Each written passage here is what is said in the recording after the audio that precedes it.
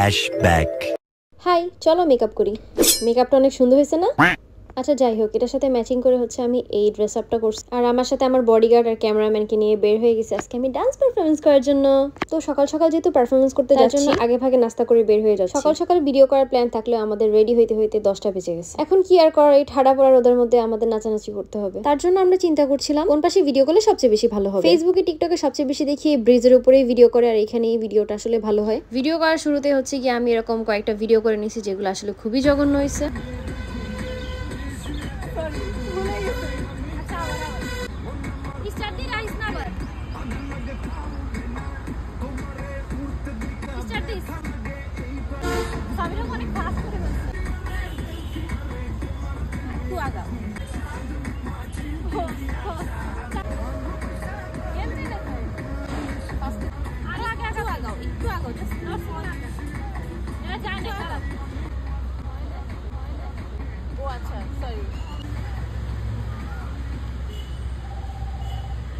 ভাই তোমরা কি সুন্দর ছোট্ট একটা রিলস দেখলেই খুশি, আর এগুলা মেক করতে কি যে কষ্ট হয়। সামিরা আপু অনেক রিকোয়েস্ট করতেছিল তার একটা ভিডিও বানানোর জন্য। আমি জানি না এই ভিডিওটা দেখার পরে সে আমার সাথে কি করবে, আল্লাহই ভালো জানে। এদিকে নাচতে নাচতে আমার চেহারার অবস্থা বেহাল হয়ে গেছে। আচ্ছা এটা কি ছিল ভাই? একটা ভিডিও ক্লিপ কমপক্ষে 50 বার নিছি, তাও একটা পারফেক্ট ভিডিও ক্লিপ পাইনি।